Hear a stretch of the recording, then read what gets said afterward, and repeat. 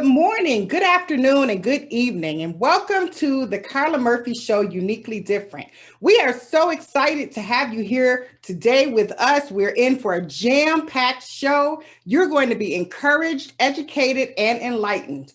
We are here to help you to learn more, particularly during Women's History Month. So we are celebrating, we're excited, we're looking forward to hearing about all of your greatness. And so without any delay, we're going to begin this show with Miss Rose O'Keefe, who is from Rochester, New York. She is a historian. She's an author. She is going to talk to us this evening about Anna Murray Douglas. She's not a stranger to the Carla Murphy Show. We've heard her share about Mr. Frederick Douglass. She's also a Toastmaster, and we know that she is an expert in the field about Frederick Douglass and Anna Murray Douglas. So, Miss Rose, thank you so much for joining us, and we are excited to hear from you. Thank you so much, Carla. It is a pleasure to share this topic, knowing that people anywhere in the world could learn something, and I trust they will enjoy it. If you see, there's a plaque on the wall behind of me. It's 8 by 16 murals in Southeast Rochester that a friend of mine did, and I'm going to show them to you as best as I can. This one is called The Creator's Garden. And the one that most matters for tonight, if you can see that clearly, it's called Always Know Your Neighbor. And if you can see the large, tall figure in the down corner, that is Frederick Douglass. And then there's a safe house up in the back. And that is where Anna would be. I say this picture is worth more than 1,000 words because it really shows what their life was like. He was colorful, larger than life. She was very private. And at the time that they were living, it doesn't show exactly here, they're both from the eastern shore of Maryland. And later in life, after the war and different changes, Frederick Douglass went back to Baltimore, and he said he was proud to be an Eastern Shoreman. Anna was equally, they were part of the same circle. And when I do my slideshow, I show it's a model of a cabin. A log cabin. Frederick, we know that Frederick grew up in a log cabin with a clay floor, an open hearth, and a sleep loft where all the kids slept. His grandmother, who was called Aunt Betsy, it's a mixed blessing. She had the joy and the pleasure of taking care of all of her children's children.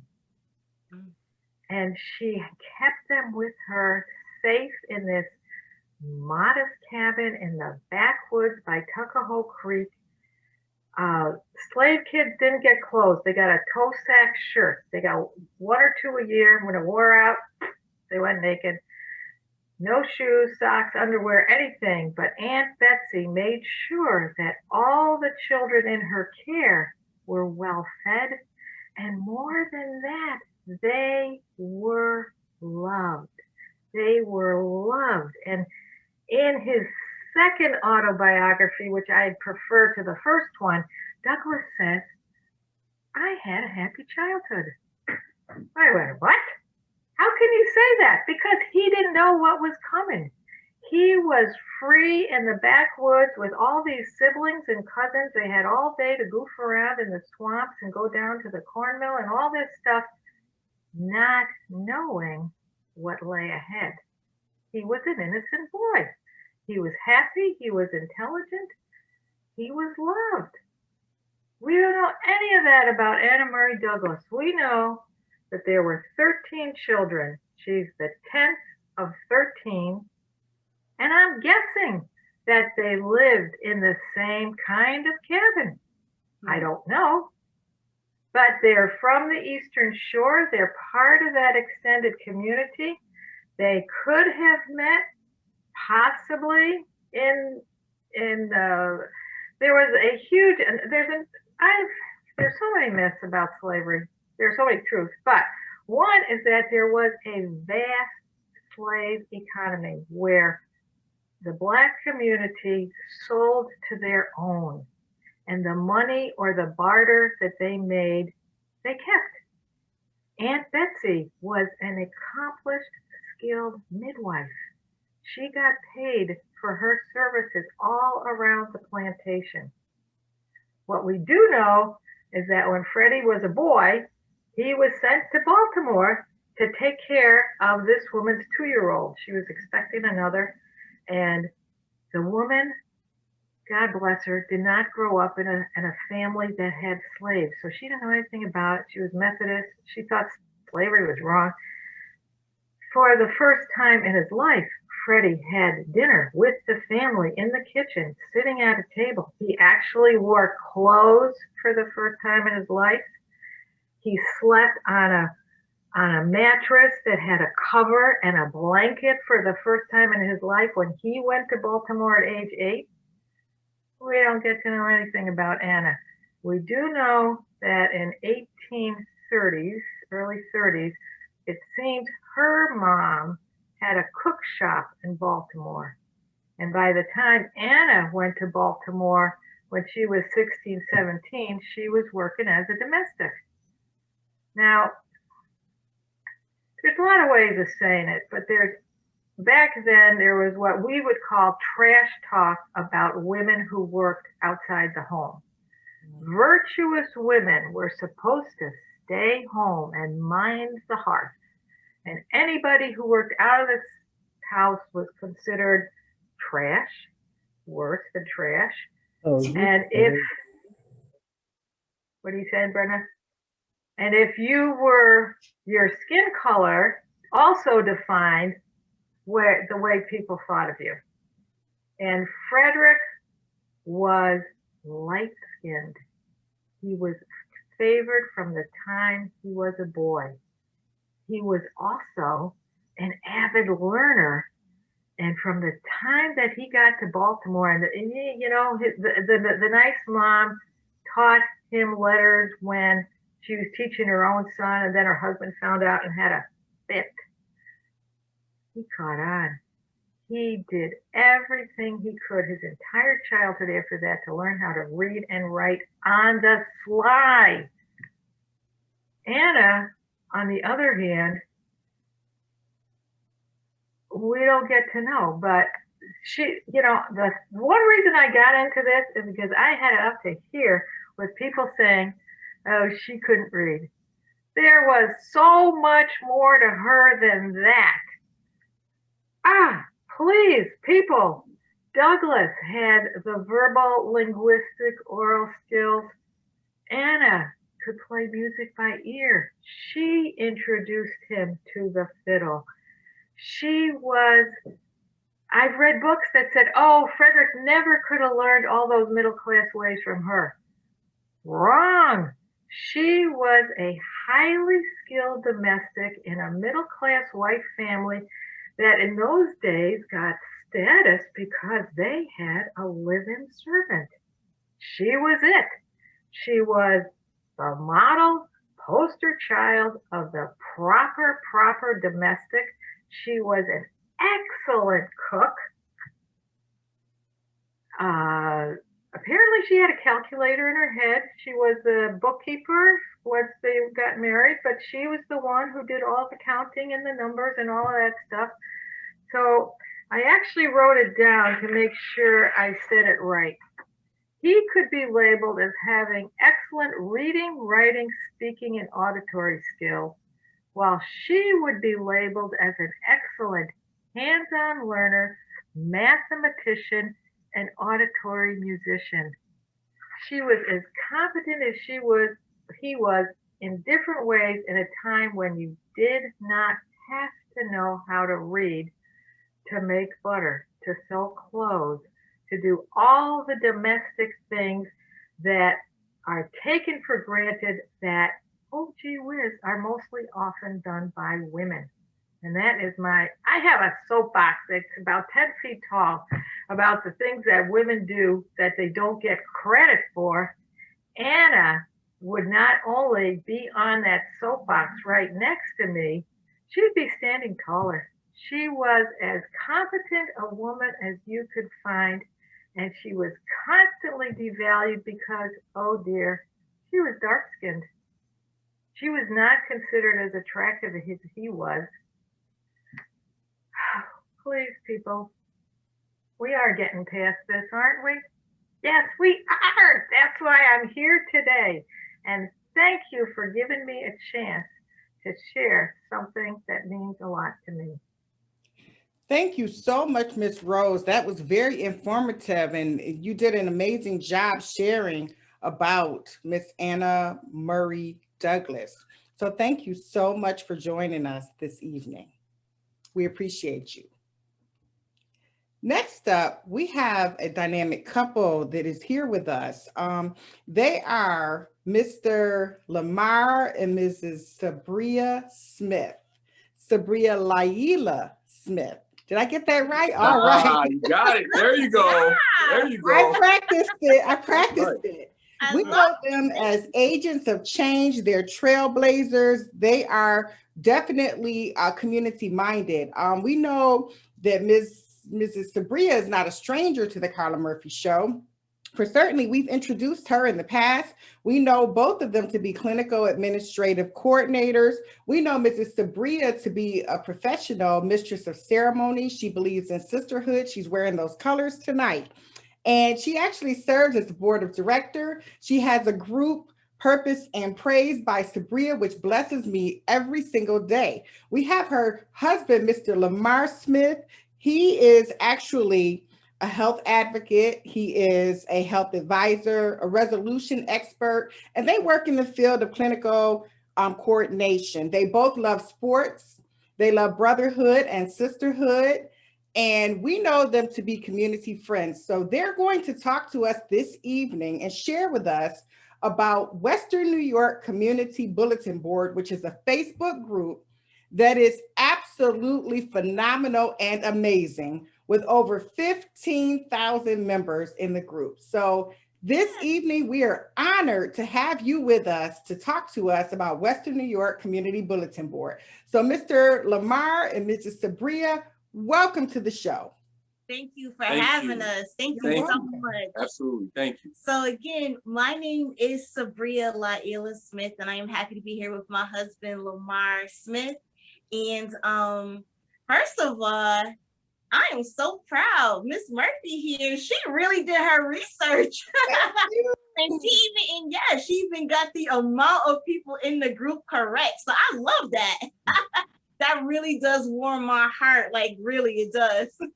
So again, my name is Sabria Laila Smith, and I am proud to say that I am the founder of the Facebook group, Western New York Community Bulletin Board. You can find it on Facebook at WNY Community Bulletin Board. And before I even go into that, and my husband goes further into that topic, I just wanted to first start out by saying that this group started from my soul. That's the first thing that I want people to understand about this group. It started as a dream and as a vision. And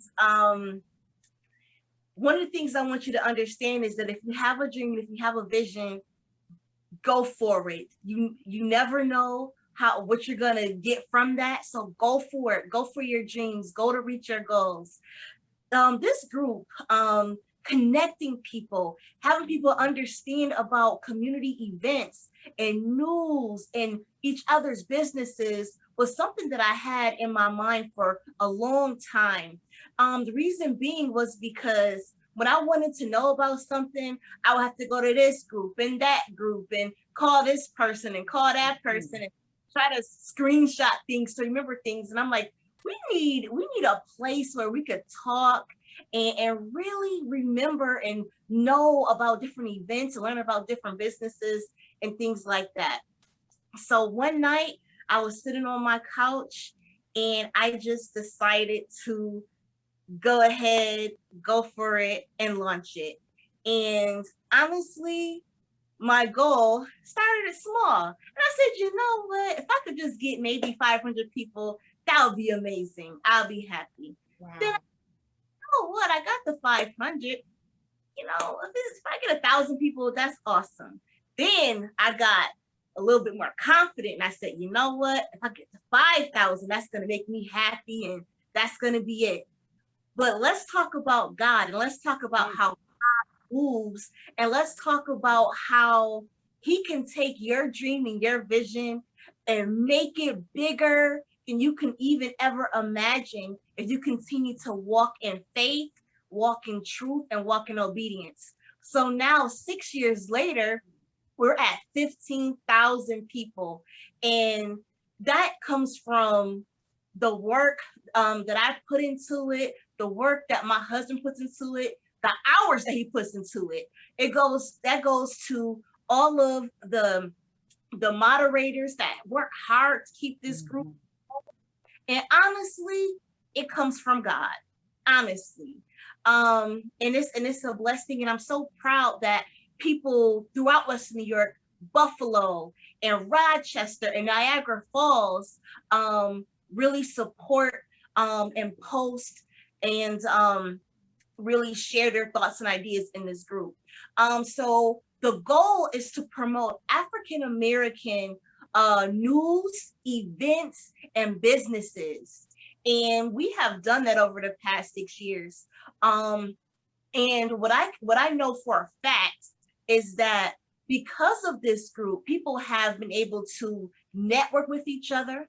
We've had coaches. We have been able to bring awareness to different topics that affect our community. And it started out local, but at this point, we've been able to start sharing some national news that impact all of us. And so we work really hard to make sure that our community has the information that they need to be equipped to make the best decisions that they can in regards to their family, their health, scholarship, finances, safety, all of those different things. So, I'm going to turn it over to my husband in a moment, but I just wanted people to understand that when I founded this group, that this came from my soul. It came from my heart. And I am just honored that people were able to receive that and that they were able to appreciate that and that they were able to use that to make our community better, their lives better, and their. So again, go for your dream. Make sure that you don't just leave your dream on the couch. Pick it up and run with it and go with it and know that with God, all things are possible. So now my husband here, my hard-working husband, my hard-working husband, he's going to talk BMW. Definitely a BMW. Absolutely. He's going to just talk about some of the things that we've experienced in this group and then the impact that we were able to make in 2020 during the pandemic. Oh, the impact. Okay. The wonderful thing, first of all, it's just, it's been an honor and a privilege to, help my wife with this project, because that's what it became. It became a project. It started off, as, a Facebook group, and now it's an institution on Facebook. Very, very clear difference. And the main thing is the thing that we promote every single day that was missing within Western New York, within Buffalo, Rochester, Niagara Falls, and surrounding areas was positive images of us. Mhm. men, of Black women, of Black children.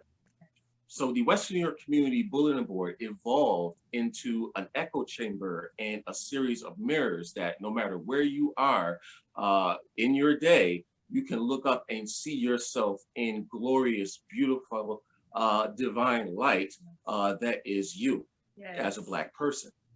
So what ultimately ended up starting off as just an awesome place to come and share information became an institution to connect, to grow, to feel, to learn, to get to know, and to collaborate. And Mhm. so much I can say on this, but we only have a little bit amount of time. So I'll just stick with 2020. During the pandemic, we were able to focus so much attention and knowledge and resources on all aspects of care for everything, which includes food, which includes PPE, personal protective equipment, such as masks, gloves, sanitizer, resources and locations where people can actually go and receive these items. Same with food, easy one-stop place, one-stop source where people can find out where they can get food to feed their children, from up-to-date information and knowledge and resources on what's going on with Buffalo Public Schools, and schooling at home, as well as the phasing in of back to school in person. Everything from resources as far as stimulus check information, constant updates. We held watch parties where thousands of people would come and watch Governor Cuomo every single day during the early days of the pandemic to get the latest information on the coronavirus, so they know what to do in their households and when they go outdoors to protect themselves. From having watch parties and promotion of the first virtual school, as well as the first virtual Kwanzaa in Buffalo, was phenomenal. And just the highlighting the people, the heroes of the pandemic in the African American community. People like the Honorable Betty Jean Grant, who turned her store into a one-stop shop resource for everything, for masks, for sanitizer, for gloves, for everything, where anybody in the community and even outside the community can come and go get the needed resources for free that they may not have at home. I guess the thing I really want to focus on that I'm not sure we touched on was just the impact and the power of relationships that are in this group. We have connected so many people from Buffalo, from Rochester. We've seen people travel up and down the road. Even some come as far as Canada, from Toronto, to just because they've seen something in the group that's shared in the group. And even though the group has 15,000 people, our reach is over 150,000 in terms of the people that see the various posts that are shared outside the group.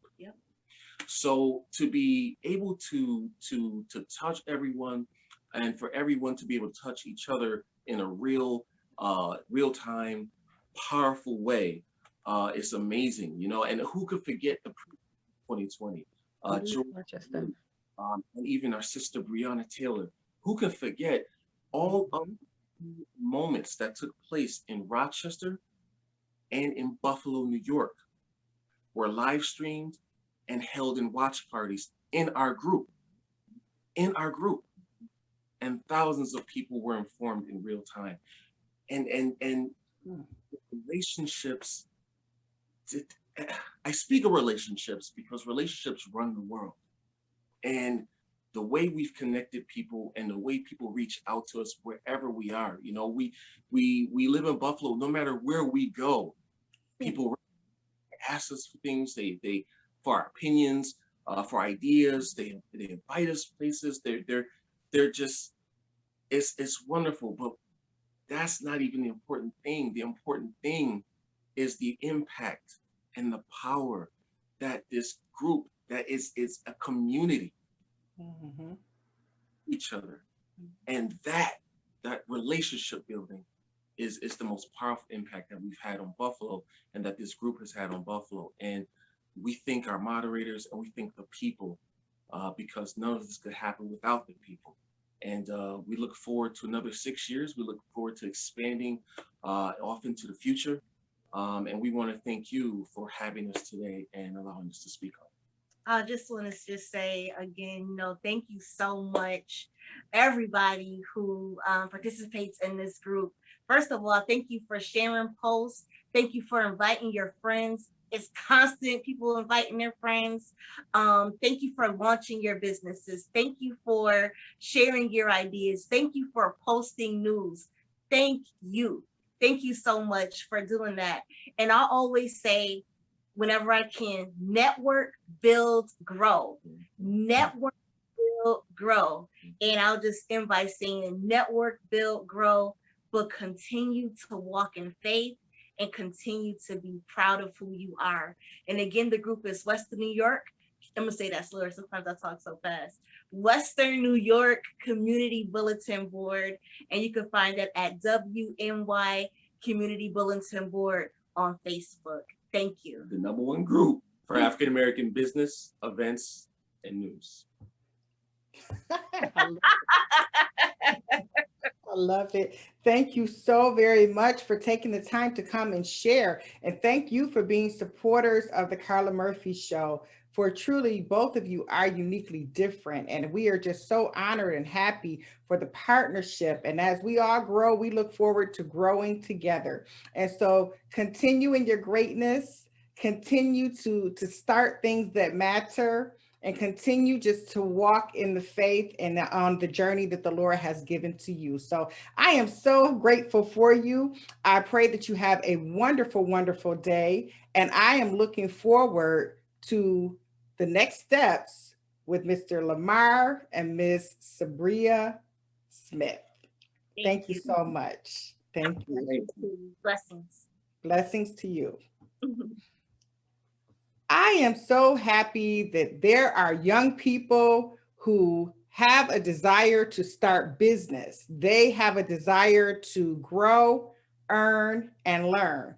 I am Carla Andrea Murphy. I'm the founder of Youngpreneurs Alliance, and that is a group where we resource young people who are interested in business, who have their own business, who are trying to grow their business, those who may be struggling in business, and the people who love them. So Youngpreneurs Alliance is for young people between the ages of 4 and 25. We have youngpreneurs who are songwriters. Some have their own CD, and one of them is going to be launching at the end of the month. We have, that is Campion Riddick, and we have Garcia Parra from Texas. We also have Ms. Faith Amani, who has an amazing nail polish line. We have Mr. Christian Blue, who sells bracelets. We have Eva Joy Bostic, who sells lip care products, not only lip gloss, but she has lip conditioners and lip scrubs.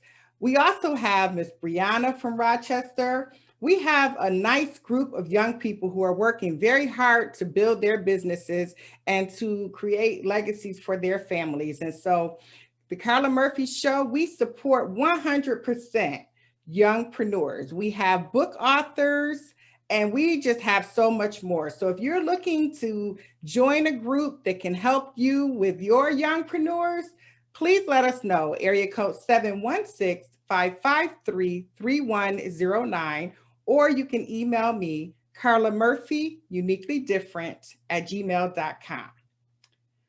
Next up, we're so happy that we have with us Mrs. Leshay Green Thomas. She is active in her community. She is a leader among leaders when it comes to working with young people. We know her to not only resource and run summer camps and after school programs and care programs at her home with all of the friends and the neighbors, but we know Mrs. Leshay Thomas to be a wonderful mother and an amazing wife. She is also a dear sister and a friend, and she's going to talk to us this evening about trauma. Good evening, Mrs. Leshay, and thank you for joining the Carla Murphy Show. Good evening. Thank you for that wonderful introduction. Hello, everybody on the platform. Thank you for being on the show with me today. Thank you for the opportunity, Ms. Carla. You're welcome.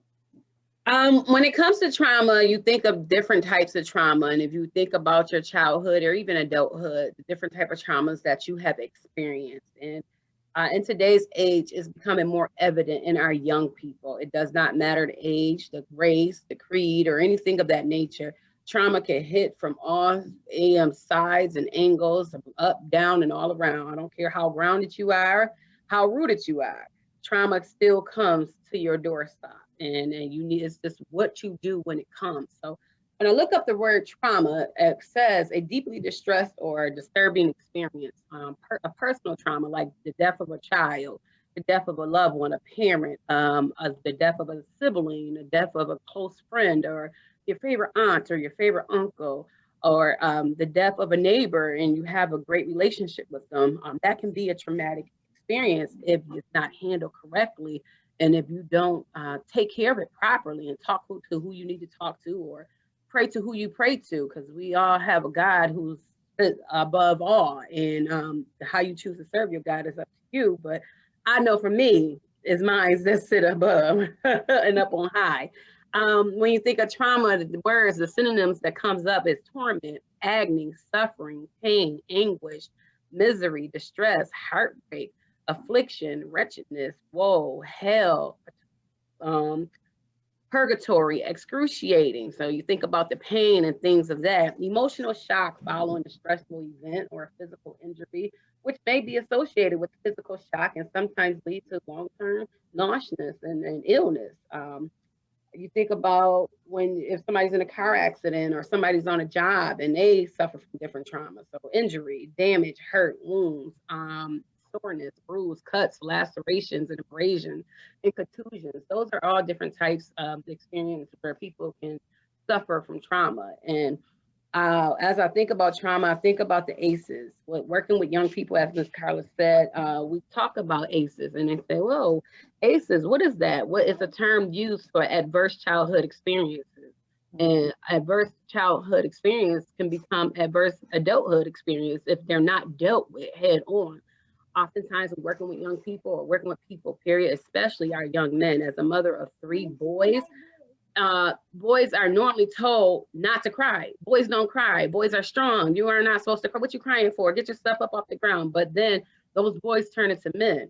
And when they're not taught properly, they don't know how to push that anger where it's supposed to go. So they lash out. And then because it's so built up, and I've been told I don't cry, I don't show any emotion, when they do lash out, it becomes catastrophic for people. And it becomes a serious matter why we have our prison system and why are so many people behind bars, because they was not told to release that energy and how to properly release that energy. And as a boy mom, and that I love and I adore, I allow my boys to cry. I let them cry. I encourage them to cry because I don't want you to wait until you're 21 to finally break a tear. And now you're so filled up that when there's a floodgate open and I can't help as your mother to close that gate.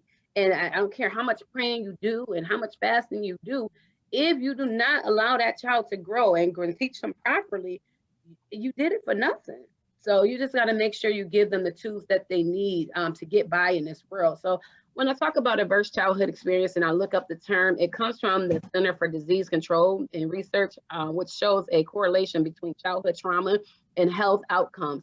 The CDC found that children developing brain and central nervous system are so profoundly affected by ACEs that they are root cause of many chronic diseases, most mental illness, and most violence. I wanted to share with you the top 10 ACEs measured in research conducted by the Center for Disease Control. The number one ACEs is physical abuse. Young people and adults suffer from physical abuse. And normally 9 times out of 10, that abuse is from a loved one, somebody that's close by to them and somebody you would least expect that caused that abuse and that pain on that child or that adult. Number 2, sexual abuse. Same thing. People are molested, people are raped. It does not matter the age. And I've read a story from a young girl who wrote a book who's centrally located in the Western New York area, who was raped and molested by 4 brothers and her mother. Not only that, by individuals in her church, by her counselor, by her school admissions counselor. Like, it was so heart-wrenching to read her story and to see the person that she is today, and for her to write it in a book and share it and sell that book, and then go to different people to try to get the book published. And they tell her, you told too much. It's too much that you put into the book. We need to scale back. But this is her truth. This is her story. And it's a crying shame here at the age of 32 that she's living that thing. And it's just like, I don't understand how you got through life and got here. But then I know you're connected to the source. You know the God who sits high and looks low. You got connected to the resource, and he was able to give you the strength to be able to not only go through that thing, but come out of that thing. And just to see the growth and how she still loves these people that did this to her from the tender age of 4 all the way through to, I think she's in her book, she said 27 years old. And I was so distraught, but reading her story and this, I'm like, I need to chat and chew with you. How, you know what I mean? And every door you knocked on, even every church you went to, you were made to look like you were the person accused of what happened to you. You were so wronged by it because you wanted to tell people what's going on. And everybody, even your mother, made it look like you were the problem or you were the liar. And I can't tell a story. Only she can tell her story, but to read it and feel like you're in that thing, it's just like, this is why we have problems that we have today. And especially in our community, because what's done in the house, stay in the house. And then when you try to take it outside of the house, you're then ridiculed, and then you're then chastised, or you're ostracized and cast away. And it continues to that cycle, that generational curse of trauma and abuse. And then you then become a parent and think, because I was taught that way, and that's what I learned, is a learned behavior. You teach it to your children, because her mother was abused, as she talked about in the book, you know, and even her grandfather touched her. It was just, my God. So number 3, when I talk about ACEs, is verbal abuse. And then there's physical neglect, 4, emotional neglect, 5. Number 6, a family member who was depressed or diagnosed with other mental illness. Number 7, a family member who was addicted to alcohol and another substance. Number 8, a family member who is in prison. Number 9, witnessing a mother being abused. Number 10 is losing a parent or to separation, divorce, or death.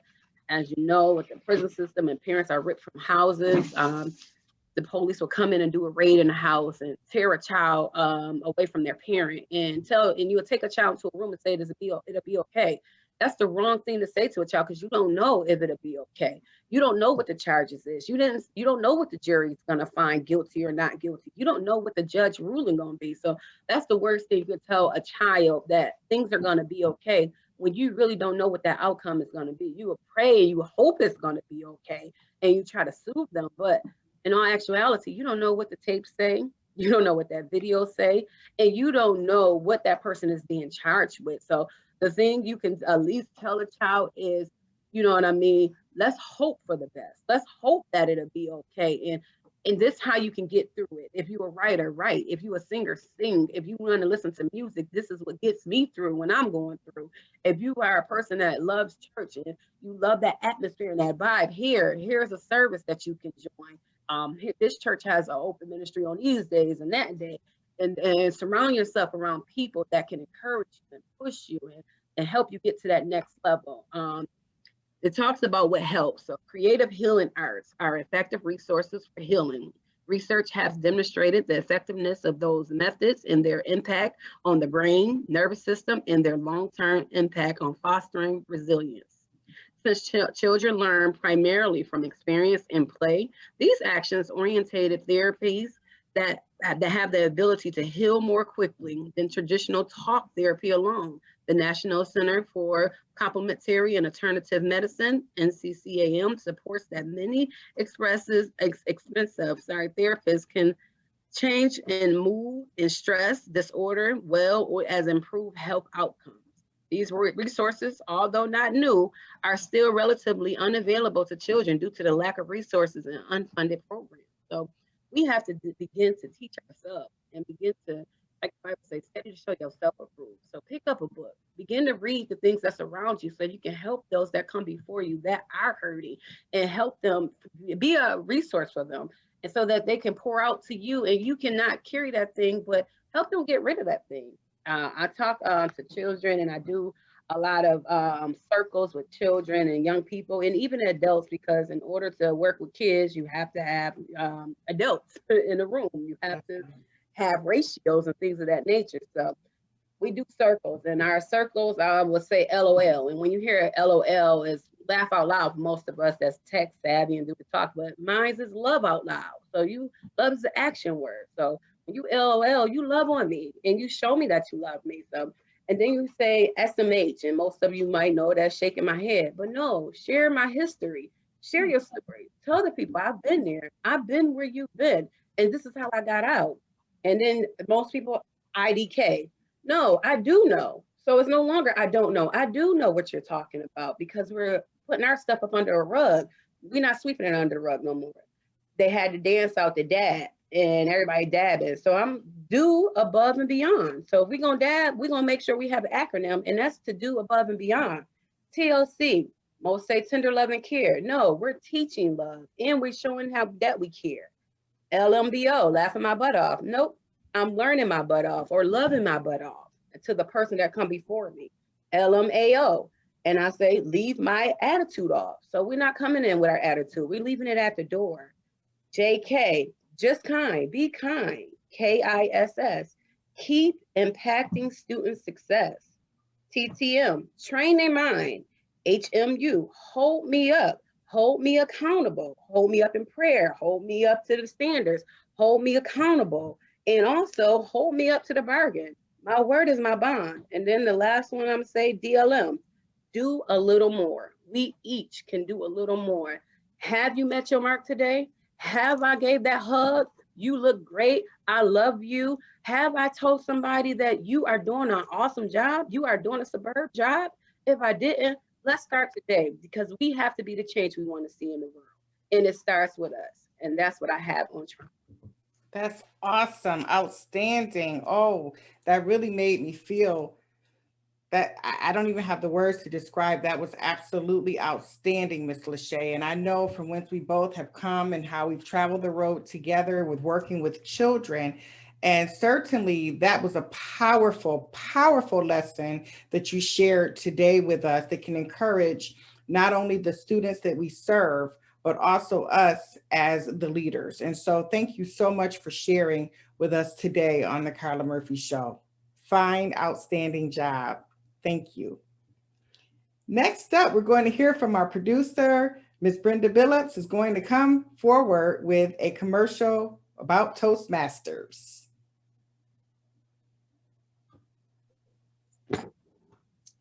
Hello all. Leshay, you've knocked me off my game.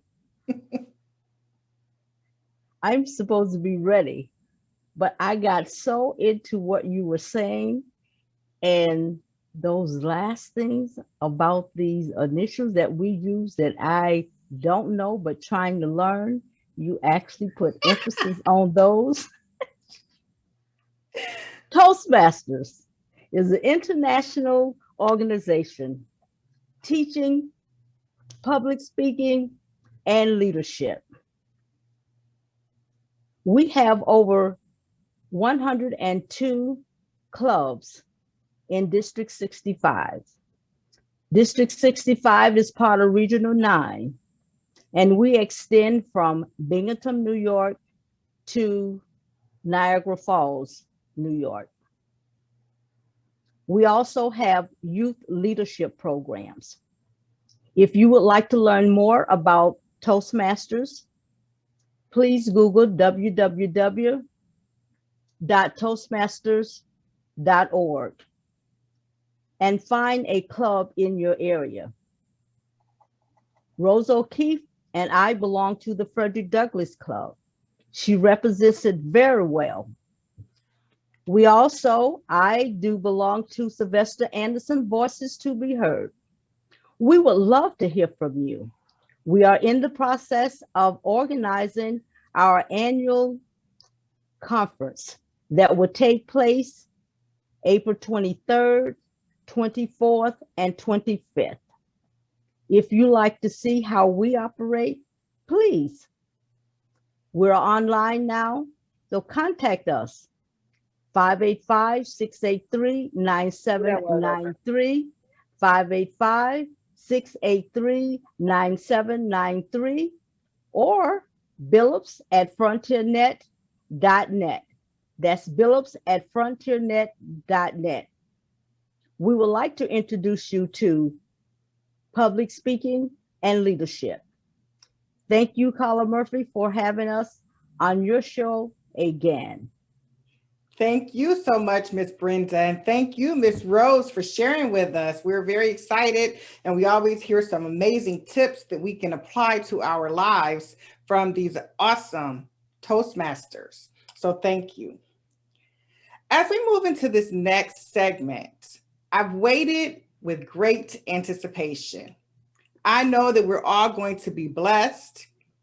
This young lady is actually a part of an outstanding, amazing, phenomenal family, not only in the Western New York community, but all over this world. I know her to be a part of the Dubois, Ford, and Cox families. And she is the granddaughter of the late Dr. Lamarr L. Dubois. I am just so grateful for the songs that Mama used to sing. We knew Granny Dubois, affectionately known as Granny Dubois, and she was a mother, she was a wife, she was the first lady of the Jordan Grove Baptist Church here in Buffalo, New York, where her husband was the pastor, the late Reverend Glenn H. Dubois. I love this family. I'm honored to have a goddaughter who is a part of this family, Miss Nia Amari. And Miss Darcel Blue has been a friend. I just wanted this to take the time to just celebrate the life of Mrs. Dr. Lamarr L. Dubois and this amazing family. Miss Darcel Blue is the wife of Reverend Lee Blue. She is a mother of some dynamic singers. She has sons also, Miss Leshay. And that Mr. Christian is one of our youngpreneurs. And so without any further ado, Mrs. Darcel Blue, I thank you for coming to share with us. And I know that you're making Miss Valerie, your mom, and you're making your dad so proud today. And I don't want to leave out Miss Wanda, because we know they're all a package deal. And what would you be without that Aunt Wanda? And so thank you for sharing with us. And welcome to the Carla Murphy Show, Mrs. Darcel Blue. Thank you so much for having me on the Carla Murphy Show. It is an honor, and I have so thoroughly enjoyed every one of the presenters on tonight. I have learned a lot in this short time, and I look forward to coming back just to listen and to glean and to learn something new. So as Sister Carla stated, my grandmother, she meant so much to me. She instilled so much into all of us, and a big thing for her was singing.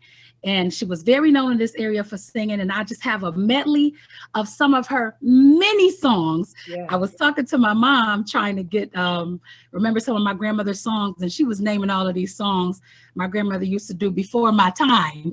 And I said, Ma, you're gonna have to help me think of some of the songs that were just, a little bit closer to my time. So she helped me to just think of some of the songs, and then I just kind of put them together so that they could kind of work together. So of course, due to COVID and everything, I don't have a musician with me. I'll be a cappella, but I really hope you enjoy it, and you may hear something that you're familiar with. So just wave your hands and whatever you do. Amen. I'll start with this one. This morning when I rose, yeah, I didn't have no doubt. Anybody remember that? This morning when I rose, yeah, I didn't have no doubt. This morning when I rose, yeah, I didn't have no doubt. I know that the Lord will take care of me, and He will provide for me. He'll lead and guide me all the way. way, all the way. This morning when I rose, yeah, I didn't have no doubt. Oh, this morning when I rose, yeah, I didn't have no doubt. This morning when I rose, yeah, I didn't have no doubt. I know that the Lord will take care of me and he will provide for me. He'll lead and guide me all the way, all the way. This is my grandmother used to say. This morning when I saw the bright sunshine, didn't have no doubt. Oh, this morning when I saw the bright sunshine, I didn't have no doubt. Oh, this morning when I saw the bright sunshine, I didn't have no doubt.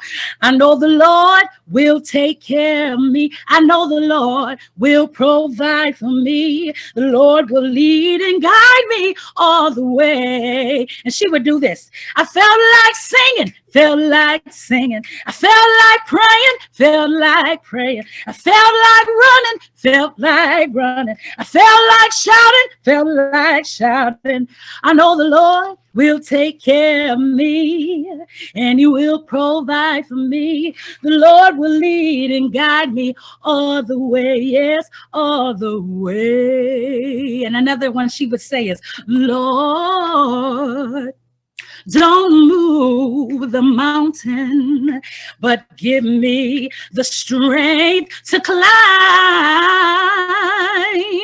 And Lord, don't take away my stumbling block, but lead me all around. This is my favorite verse here. It says, Lord, I don't bother nobody. I treat everybody the same,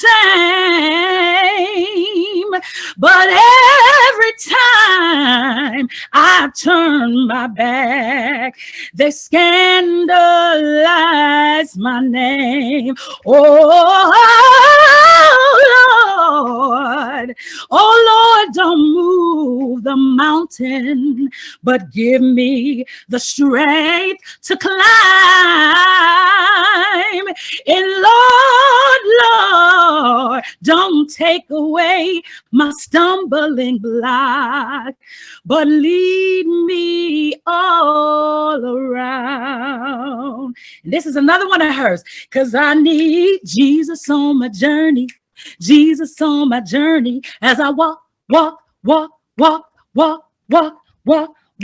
guide my faltering footsteps, guide my faltering footsteps as I travel day by day. Follow where he leads me, follow where he leads me, for I know he knows the way, and I cannot make this journey all by myself. We would sway like this. Jesus on my journey, as I walk, she would say, ooh, guide my faltering footsteps, guide my faltering footsteps as I travel day by day. I'll follow where he leads me, follow where he leads me, for I know he knows the way, and I cannot make this journey all by myself. And this is one of the newer ones that she would do. I would say I was maybe in my mid-20s. She would do like this. Everything that happened to me that was good, God did it. God did it. Oh, yes, he did. Oh, everything that happened to me that was good, God did it. God did it. Oh, yes, he did. She'll say, picked me up, doom, doom, turn me all around, doom, doom, doom, place my feet on solid ground. Everything that happened to me that was good, God did it. God did it. Hey, oh, yes, then she would say, once I was lost out in the world of sin, but Jesus came and he took me in. Yeah, everything that happened to me that was good, God did it. God did it. Come on. Oh, yes, he did it. She said, who did it? God did it. Who did it? God did it. Who did it? God did it. Who did it? God did it. God. She ended it this way. God did it. He did it. Oh, that's how she would end that one. And there's a song that goes all the way back to the civil rights movement that she would sing, and it was, if I could help somebody as I travel along, if I could help somebody with a word or a song, if I could help somebody from doing wrong, then my living shall not be in vain. No, my living shall not be in vain. No, my living shall not be in vain. If I could help somebody as I'm singing the song, then my living will not be in vain. This is my favorite one she did. Been through the storm and the rain, yes, but I made it. Yes. I've been through heartaches and I've been through pain, yes, but I made it. I've been down to my last dime, but Jesus was there on time. Oh, hallelujah, I made it. Been through the storm and the rain, oh, yes, but I made it. I've been through heartaches and I've been shown off through some pain, yes, but I made it. I've been down to my last dime, but Jesus was there on time. Thank you, Jesus. Thank you, Lord. Thank you, Lord. I made it. I would do a little more, but I'm looking at the time. But that's just a brief synopsis of what I came up on, what is so in my heart, so near and dear to me, what has kept me down through the years, has just allowed me to be the person that I am today. My grandmother just passed January 6th of this year, and it's still hard for me, but what I know is that what she instilled in me is all that I need to go forward in life. And she holds such a dear place in my heart. I love her, and I hope that some of what I sang today was able to touch and bless you as well, to just get to know a little bit more about my grandmother, Lamarr L. Dubois. Ms. Darcel Blue, thank you so much for certainly, that was just a true blessing. And I'm just so honored for the strength that you have. And we know that Granny Dubois was just so amazing. She was amazing to all of us, and she had a place in her heart for each of us, and we all felt special in our own ways. And I'll never forget when Granny Dubois would have those Great Lakes Baptist Association fashion shows at Jordan Grove Baptist Church. I never had a choice between her and Sister Sarah Cook. God bless them. I was always signed up to be a part of the show. And so it helped me to learn to be more poised. It helped me to learn to be a lady. And so I am so grateful for the life and the legacy of Dr. Lamarr L. Dubois. So thank you so much for coming and sharing. I love you all, and you know your family.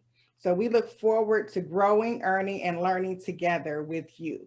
We've come to the close of another great show, and I just want to say thank you to each of you for sharing with us.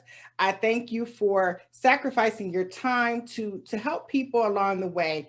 And certainly, as Mrs. Darcel just sang, your living has not been in vain. The Carla Murphy Show, Uniquely Different. We look forward to featuring you. Please contact me, 716-553-3109. Carla Murphy, Uniquely Different @gmail.com. You can also reach me on Instagram, Facebook, YouTube, LinkedIn, Alignable, and in the Western New York Community Bulletin Board Group. God bless you all. Until we meet again, take care. Night. Good night. Bye.